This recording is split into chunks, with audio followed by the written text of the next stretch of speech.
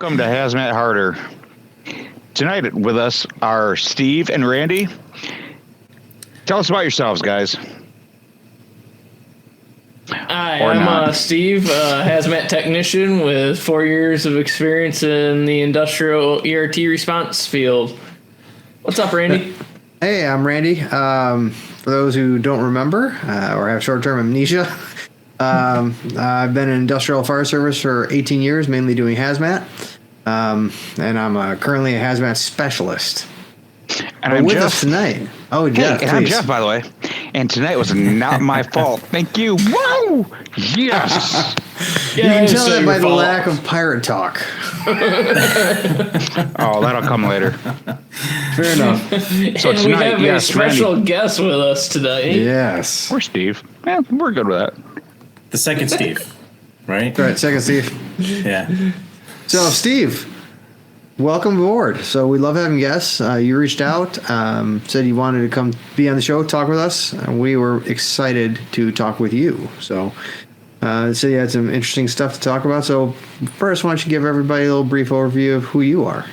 No, thank you. No, thank you guys for having me. So my name is Steve Kelly, and I'm out of Dutchess, Ulster County, New York, and I work in the semiconductor field. New York. Yeah, New York. Yeah, we're up here. Yeah. And I've been an industrial firefighter for 22 years, and then nice.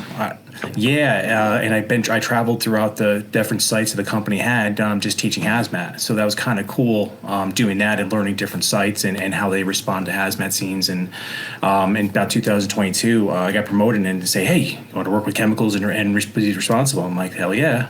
I said, yeah, let's do this. And so I've been in different spots doing this, and I've always just had a handle in chemicals. So it's for us guys, we respect and we enjoy it, right? This is our passion. So, And semiconductors, you guys work with some like wicked dangerous stuff. exotic chemicals. Yeah, for sure. So with that being said, is that how I met Bobby too, and the hazmat guys is so I work for New York State Fire, which is Homeland Security, teaching hazmat in my region. So I cover like 8 to 10 counties at some points, and teaching hazmat. I'm with a group of guys who are full time as well. Oh, man. So there's a lot to offer, and you, like you said, you guys do your podcast, is that we do so much weird stuff. Yeah. And we have such in-depth knowledge of the chemicals, is that we're added value, but we're apples and oranges, right? Very much when it so. comes to that. Yeah. So, yeah. Yeah, so I'm excited to have you on, man. Someone else who's worked in the industry a long time. I know semiconductors, well, like you said, a lot of exotic stuff. So very, very specific dangers to the stuff you work with. So, but yeah. Yeah. Well, I'm excited, man. So you said 22 years. How'd you get into it? Did you start in it or kind of fall into that career? How'd you get in there? So my buddy ended up just got a job there, and he was like, so when I got, I was a year behind him. He's like, hey, why don't you put your application here? Let's see what happens. So I got in, and then, and it's been 22 years. It was a crazy ride, wild ride, and I loved it. How I've big seen was some your great department? hazmat calls. Yeah, I've seen a lot of cool shit. Yeah. How big is the department? How many guys you guys on the industrial side? How many did you have on your industrial department with you? Yeah, it fluctuates with the economy, right? We all know, like, you have good years and bad years. I've been 4 to 5 on a shift, down to 2, and towards my very end, it was 3. It bounces up and down. Again, it all depends how good the company is, right? Yeah. How it's doing. Yep. No, I understand. Obviously, if you've heard some of our previous stuff, we talked a little bit about the history of our department and how we used to have full timers, and then it's just down to 2, the chief and the assistant chief, and then it's volley on calls. So that's how we run our department currently. We still do that, even on my site, and like I said, I still support that. So it's kind of cool. I'm out of it, but I'm not really out of it. You're never really out of it. No, you're never out of it. I always pulls you back. If they're down a guy, I'm like, hey, I can give you a couple hours today. I'll be over there. I'll drive. Yeah. Yeah. It's not so bad. It's a nice way of easing out. But once again, you're never really out, man. No, not at all. You got a passion for it. You find ways to apply that stuff. Yeah, absolutely. Yeah. Of course. And you love what you do, right? And that makes the big difference. Yeah. All right, so we really talk about failures and so forth. So Tell us about some stuff. I mean, you deal with some nasty stuff. Yeah, and we've had a weird track record for like odd accidents, and I don't know how to even explain it. And it's not a bad thing. Well, it's actually a really bad thing, but it's trying to figure out, like, it's not my position where we figure out how and why. It's just like, how can we prevent it and be pre-planning and make sure. Yeah. I guess that was a great way of saying that. I didn't want to be a complete jerk, and it's a hey. No, that's what we say around work. I'll leave it. Yep. It's our running joke. There's that. I say that guy in class, right? There's always that guy, But that's Steven. Steven 1, right? Yeah. Steven 1, not you. Not you, yes. Yeah, I'm very good at it, though. So we actually had some energetic material come from a pyrophoric unit where the chemistries. There was enough energy to separate the covalent bonds, and it created something brand new. And they were changing recipes. And when they went to go do the preventive maintenance on it, they removed it, and it leaked out, and it dried and became friction shock sensitive. And they went to clean it up, and it blew up. Yes. Dude, that's so very I can't actually impressive. go into detail on that one because they just are finalizing the legal issues with that probably next month, and that was 7 or 8 years ago. Oh wow! Okay. Yeah, a person did get severely injured, and I was on the shift coming on it, so I actually came in early by any coincidence, and I caught like the first 5 minutes of it. So I was in tail end of this, so we were responding to it, and I ended up being this hazmat supervisor post cleanup, meaning that no one wanted to clean this stuff up because they didn't understand what happened. And so we actually went through the recipes and the chemistries, and we went through the waste, and then realized how we were going to clean this crap up. And it's both corrosive and pyrophoric. So so we actually took the pyrophoric as the worst case scenario. So when we were doing our cleanups, we actually were in firefighting gloves, but we had our latex and other acid gloves underneath that. I know sometimes there's always controversies with that, but that was like the worst of the evils, right? Yeah, absolutely. Yes. Yeah. So when we're taking this stuff apart and then realizing it, we read the SDSs, we read everything. We're saying, okay, this is what we think happened. And when we took this material, and we actually used quench tanks, and we submerged it so it wouldn't catch on fire. So, but in that time, it created hydrochloric acid with the water. Oh no! Oh my gosh! Compounding the issue. Yeah. So there's the gloves in part, but we were worried about pyrophoric. But what happened was that we discovered the first time around it is that if it stayed in a clump, it would submerge in water and come up on fire. That is impressive. Yeah, so we were like, okay, we've actually got to change our game plan again. We kind of expected it, but we took a video of it of us taking a wooden stick and dumping it and then coming back up on fire, submerging it again. So we had to break the stuff up and dilute it, and that was the best way. And then we started being proficient at it. And we only had one incident, was the cleanup contractor was finally feeling confident and they were going to handle the stuff afterwards. Yeah, until they left a barrel on the dock, and it had a little clump in it, and it sat there for a week, and it clumped up, and someone moved it. It dunked under, came up again, and caught the barrel on fire. Oh my gosh! Yes. Cool, yeah. Wow. And I'm laughing because it actually was like I wish I was there for that, because I saw the pictures and it melted this barrel like all the way down. Like it ended up creating a whole nother incident. So that is impressive. It's a gift they kept on giving. Yeah, well said. And so that was the first one we were learning how to really respond to this stuff, and we're using the SDSs like they're no tomorrow. Like we're figuring this out, and so we ended up being proficient at it for the next 6 months, and we didn't have any issues after that. So let me ask you a crazy question about this. So it sounds like you said it changed the chemistry on its own a little bit, made something else. At that point, the SDSs are only going to be partially helpful to you on what was there, not what is there. What were you guys using for technology or metering when you were doing this work?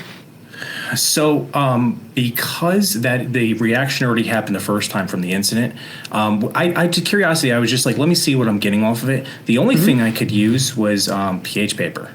and I did wet it down, and I did come up with a 3. It wasn't too bad because it's kind of a post reaction. You're not going to have the same concentration as you are going to the first time around. Yeah. So it wasn't too bad. Really, not much metering you could do. We did it as a sanity check, and we had the PID. We did 4 gas. I didn't have any issues. Nothing was pinging on those. No, because it was already in solid form. It wasn't giving off vapor, right? Yeah, sure. So, right. Well, I mean, you have that luxury. We work with some stuff that turns from solid to vapor. Yeah. Right. So, no, but we learned too what was really going on with this process, and I'll use it's trichlorosilane, and it's in liquid form. We know that stuff. Yeah, I love liquid that or gas. stuff. Yeah, I have 2 versions of it. Yeah, So the we liquid, actually get liquid cylinders, but we do use gas off of it too. Yes. Yeah. But, when you look at the millimeters of mercury with the vapor pressure, the one that I use instantly goes to 500. And you think about this liquid and just naturally the vapor wants to naturally turn into a gas. So that it's creating energy, right? That it's going into a change. So what we realized too is that because of how fast this process was, is that the other chemistries was like diborane and germanium, and it actually latched onto that. So when you start having that energetic, and this is what it makes energetic, is when you're converting all this stuff in the energy process, it's actually separating the covalent bonds.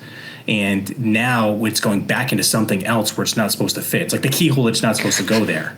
Right. Yeah, and so there's a comment there, and I can't go there, but yeah. Yeah, we'll leave that off. We'll have that for the 3rd beer afterwards, right? Oh, yeah, there you go. But that free radical electrons is what causes that energetic material. And that's the hazard that we had. So when you kind of see these chemistries, you're like, okay, we may have that issue. And you have to kind of take that into factor. It could react, Yeah. And that's super interesting. The minor chemistry that I've had, that actually makes a lot of sense. There's a lot of energy that could be released right there. Oh yeah, not only naturally from the chemical going right straight to a gas, but it was also the process of the tool. It actually was it was cooking the material. It's actually kind of meant to be a furnace in a way to bake wafers. So you're having all these different chemistries, so you don't destroy the wafer, right? Yeah. And so that's that's where we found our problems. They changed the recipes. They changed the outcomes of it, so we haven't had any issues in a while. So, what kind of wafers would you have used? They're 300 millimeter wafers. They're the same type of wafers that are in the phones. Originally, my plant, when the Wii came out, the chips came from our plant. Okay. Oh, nice. And then we pissed off Nintendo. So they went to someone else, and we've gotten different things. Right now, we're doing the chips for the vehicles, like the Teslas, I think BMW, some German companies. We support that. Yeah. Nice. That's awesome. Yeah. Yeah, I mean, we've had our own issues with changing in recipes, leading. Usually for us, it's leading to terrible things. So we had an episode where someone changed a heating set point in a recipe, and it led to a unintended blevy. Oh shit! But yeah, it was pretty good. It changed the oxidation state of some manganese dioxide, and it turned into runaway chemistry, and it was sitting in acetone, and it wound up turning the acetone into a vapor, and it pressurized the vessels in, and it wound up. Yeah, it stretched out hardened steel bolts that were holding the top of a filter on, and it led to a acetone fireball that blew out walls of a building. It was pretty spectacular. Yeah, no one got hurt. No, surprisingly not. Wow. Thank you to a well-timed bathroom break on that one. Yeah, for real. So sometimes I wound up like it's the grace of God almost. It's unbelievable how close someone came to getting hurt and no one did. Yeah. So very, very lucky day. Really, with all these chemicals that you're dealing with, what PPE do you normally work in and around? Yeah, that's a great question. Yeah, so generally, believe it or not, with we'll say the corrosives, we use regular Tyveks. The Class Bs. I think we're the 6000s. we're using. Yep. Matter of fact, I've even changed with the response guys. I went to 8,000s. And that way, to fully encapsulate, because it was easier. We'd be throwing away suits all the time, doing level A. We don't have to do level A all the time, and that's one of the things it's been far and few between. I know we're trying to promote that. There wasn't necessary. The degradation of PP stuff is right there, Yep. Yeah. So with that, when you're doing this, you say you're limited on personnel. What do you do for RIT, decon, all that other stuff? Yeah, so we kept our cleaning company as the decon. They were okay with that part, but we did all the entry stuff. So we work hand in hand, and sometimes like this, for instance, was a good thing. I don't know if they'll do that these days, but it wasn't an issue. Yeah, and unfortunately, when you get into the industry, even though we have backup plans and everything, RIT was not in the game plan. When we were changing out that cylinder we were talking about earlier, that there was a game plan with that, because I know bad shit's going to happen. So we did have that game plan, and I ran about 4 or 5 guys when we did those change outs. Okay. So that worked out pretty well. Yeah. Yeah. So then, all right, so this, we're quickly going through all this, but, then after the scene, you have all this nasty shit all there, and it's stabilized. Did you have a company that would come in, or how would you dispose of all that stuff?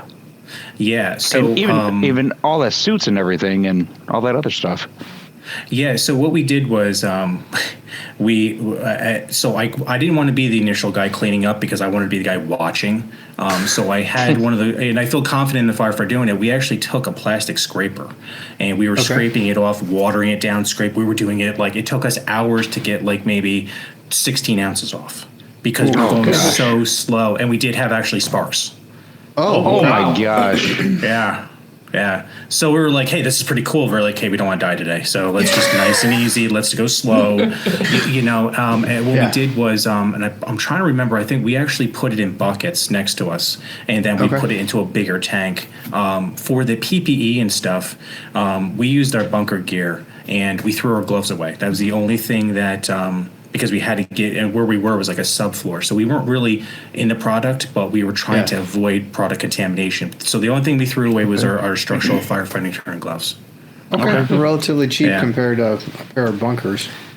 Yeah, and the thing is that we need new bunkers anyway, so even if we got that, I would just throw the hell out. I don't even... You're never going to clean it, and you can't certify to clean it because no one understands the chemistry, so it's garbage at that point if there was. Yep. It'd always be a liability hanging around your neck.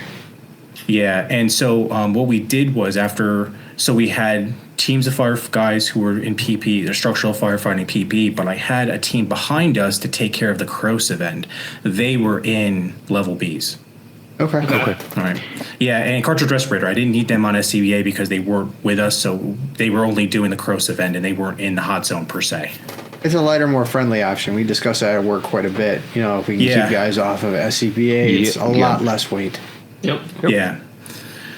So interesting calls, but so we go through this mountain, we clear it, we understand what's happening, we change chemistries, we actually put heat trace on those piping, and that actually helped too to get the flow going better in the waste. That makes sense. Yes. Yeah. So it didn't solidify in the pipes. So that was corrected too. But we ended up having 4 years later, the next tool over to it is I don't know the person, I don't know who was doing it, but they didn't purge out the lines very well. And he was wiping something down, and what he did was he took the rag and it forced fresh air down an unpurged line, and it blew.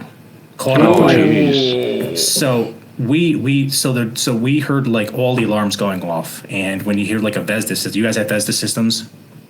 No, where it's the smoke beam inside the air handlers, and it's in for each tool. So we had 3 of them go off all at once, and we realized, holy shit, we've got a fire. And so we're up there, and a patient, I think he burned his eyebrows off, something weird shit. He was fine. Yeah, that's not bad then. Yeah, just the eyebrows, they grow back. I think he shit his pants too, so that was one. That's a normal daily occurrence. Come on. But what we ended up finding out was that people were saying, hey, there's a fire downstairs. And I'm like, no, it was upstairs. And so after a minute, I'm like, let's go downstairs real quick. And what ended up happening was that the flame went all the way down the pipe and blew the check valve. Oh, my sent gosh. shrapnel 30 feet. So when you talk about like people not being at the right place at the right time, no one got hurt. We actually walked the whole area trying to find shrapnel. I took pictures of it for training. And if I didn't even think about putting it up here for tonight, well, I don't know if I legally can. That might still be illegal. I don't know. Yeah, That's we still don't want that. mighty impressive. No. So when you see cool shit, you see cool shit, right? Oh, yeah. So obviously, with all the chemicals that you're dealing with, you're using air monitoring. What equipment do you use? So you're guys gonna shit your pants. I've actually been using a halogen meter as one of my primaries. Really? Yeah, you're gonna be like, wow, okay, because it's so sensitive, and a lot of my exhaust odors and things like that are in halogen nature. You know, my chlorides, my fluorides, my bromides. Yeah. I just bought a meter off Amazon. You know, hopefully we're not infringing any rights or anything like that. And I've been learning how to use that just because I want numbers instead of I don't want to hear the beeps, right? Yeah. So that's been my primary. It's been I as I'm teaching air sampling classes throughout New York right now, I'm telling hazmat teams. I said, hey, I've been having real good success with it. I use an MSA with a PID for gas. Yeah. I actually bought a 11.4 multi-ray, a higher standard. Okay. Yeah. It helps with the correction factor, so you don't have to worry about that. The crappy thing is the damn thing, as soon as I get it in, when we're delivered, it takes me months. And by the time it is, the bulb expired. Yeah, so it's like every 4 months. Yeah, I'm just getting aggravated at this point. So I think I might drop down to 11, the 10.6 again. Yeah. That makes sense. And we carry both. We carry the 10.6 and 11.7 at work. Yeah, 11.7. Same kind of thing. Yeah. What's that? Mine's 11.4 actually. Yeah. Oh, that's interesting. Yeah. Multi-ray. I'm positive. I hope so. Hopefully I'm not. How do you store it? Because we get better life out of our 11.7 because we keep it in a airtight box with dry right to keep moisture away from it. It preserves the bulb better. Are you guys doing anything to kind of help prolong the life of your bulb or no? So, that's interesting. I didn't think of that. So I do have it in a case, the original case it comes in, right? The multi-ray case and things like that. And I thought that's got all that stuff into it. But I have another meter and has been having problems. I'm wondering if the moisture is an issue with the bulb blowing faster. The rest of the stuff, I bet it probably is. Yeah.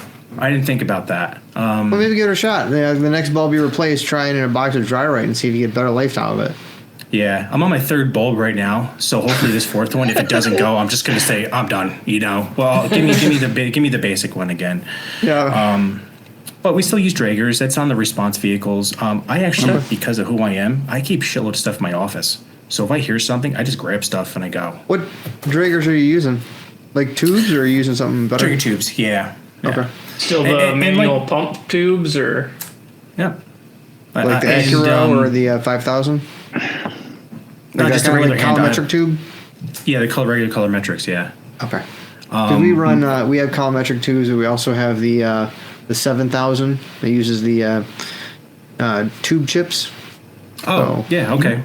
We used to run. Drager does not sponsor us, nor have they had anything.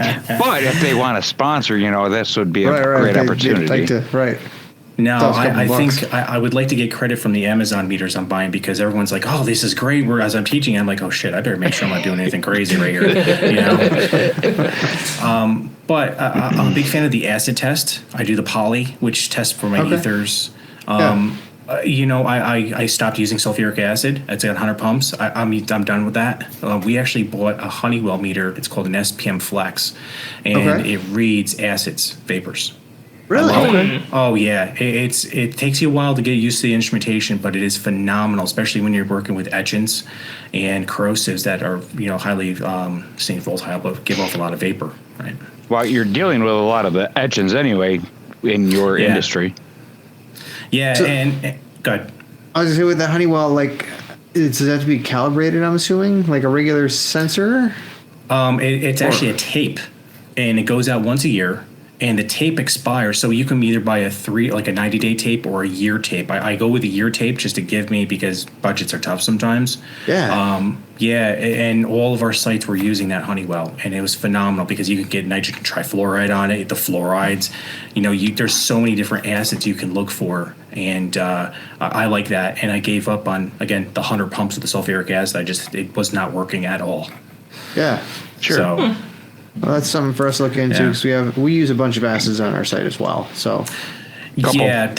Again, when we were actually mixing etchants, we're making them. So companies sell you're them. making them. You're not making them. Yeah. Yeah. No, we're mixing them and making them. We actually have a chiller unit. So doing the sulfuric acid with the nitric, it goes up to 300, 400 degrees when mixing. It has starts going through that reaction. So we have a cooler unit that actually brings that temperature down, so we don't obviously melt the place and catch on fire, right? Yep. yeah, small things. Just small little problems, right?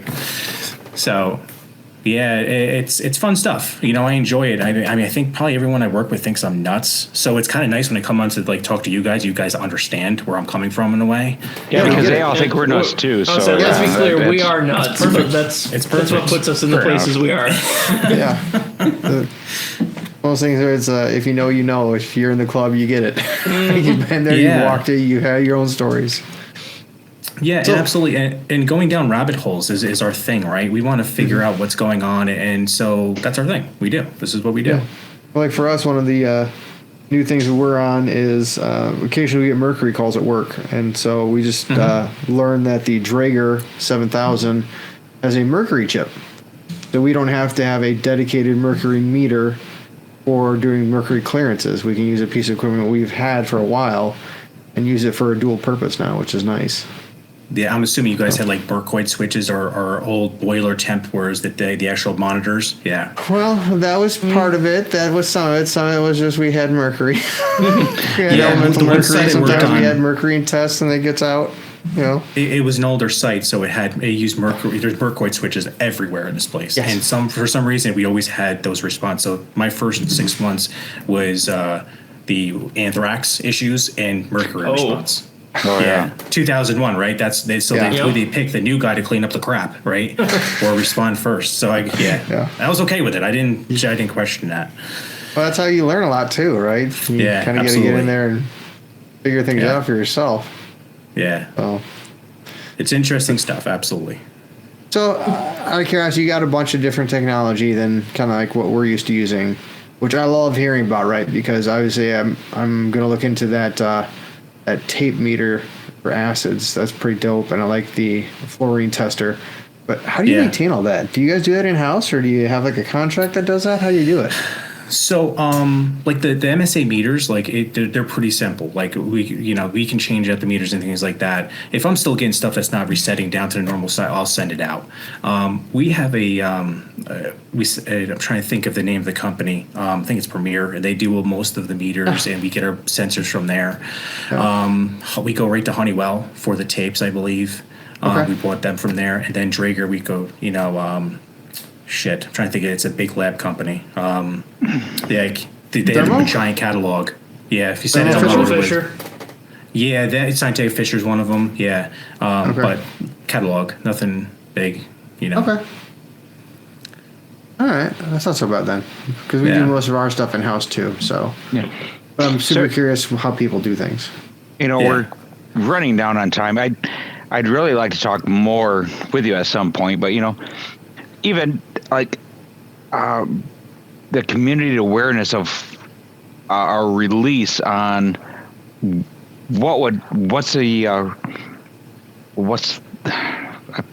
lack of words, but if you had a huge release, what's the proper procedures for notifying the community? So we do have 2 chemicals that are on the tier 2 list. Like NF3, we actually distilled ammonia. We kind of still do at 19%. So if we have plume data, so what we did was we actually lowered the concentrations so they wouldn't be, we were inside that plume, right? What we do is that we try to do 1-2 drills with the outside fire department. And so what we try to, so they know who I am because I'll teach some of their hazmat courses to the local fire department on the out. So they know we can get hold of me, even the fire chief who's here. Matter of fact, I just did training with those guys because I was kind of pitching an air sampling course. So I brought the hazmat team in for the county with me 3 weeks ago, and I went over 412 and 312 tankers, and we actually physically got on top of them, looked at them. They got to see where the valves are, Nice. and we went to my lab, and they got to see physical chemicals and how they respond to the meters and Draeger tubes. Oh, nice. Nice. Okay. Not many teams get that opportunity, so I said, hey, let's do it. Right. Absolutely. Yeah. That's a great hands-on opportunity. Yeah, I just don't tell my bosses. Just we'll keep it on the down low. Never. Nope. No. Don't know what you said, sir. So, with you doing some trainings with those outside departments, how often do you guys actually have something that you bring them in on, like a mutual aid? So my last fire, the last month I was on shift, was like, do you guys have RTOs where it actually burns off solvents? It's actually like a massive exhaust unit that burns off. Yeah. Similar, We do. We call it the tox. Thermal oxidizer, yeah. Yes. That actually went on fire one of my last nights.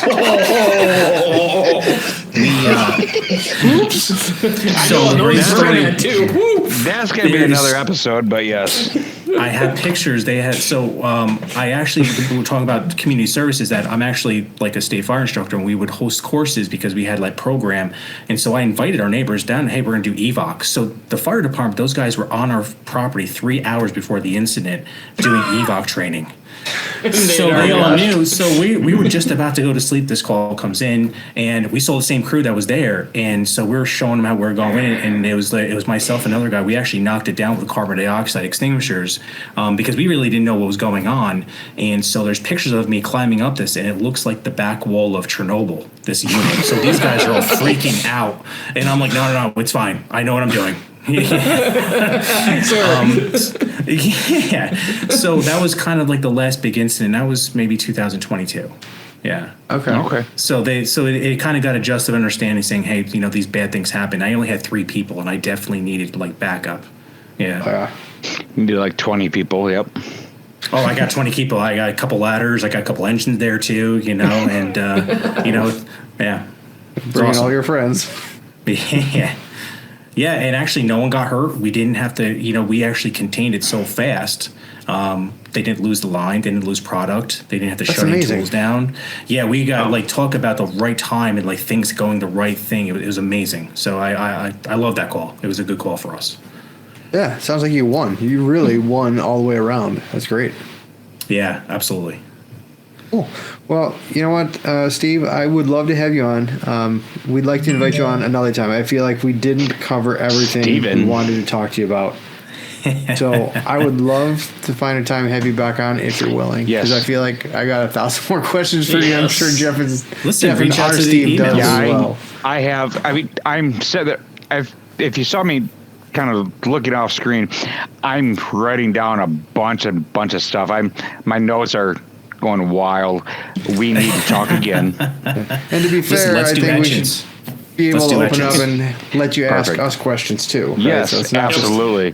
It's not just broadsides by 3 guys. I think it's only fair when it's a little bit of horse trading like that. No, listen, I was the only one chugging beer during this whole thing, guys, so you got a lot to catch up in the next couple minutes. Negative.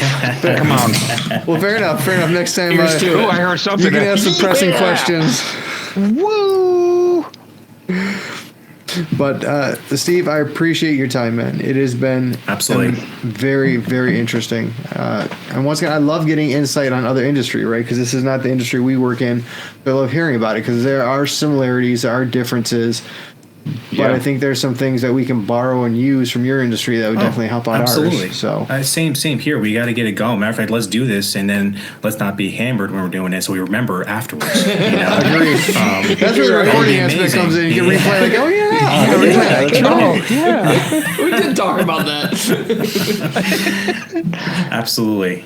All right, guys. Well, absolutely. Yeah, thanks again for reaching out to us. We do appreciate it. Steve, how can people reach out to us?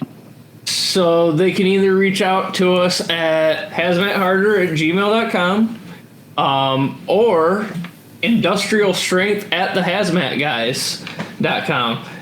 can also reach us at that email as well. And for any up-to-date content, you can go to hazmatharder.com, and that will direct you to our page on the Hazmat Guys site for all of our latest episodes. Perfect. All right. So Jeffrey, what do we have in store next week? That is yet to be determined.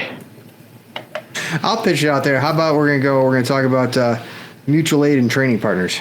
I love it. I'll go with that one then. All right. Thanks, we'll Randy. Throw it out there. Yeah, no problem. Clutch. So. All right, guys. For everyone out there, thanks for listening. Appreciate your time. Thank you. And hazmat harder. Hazmat harder.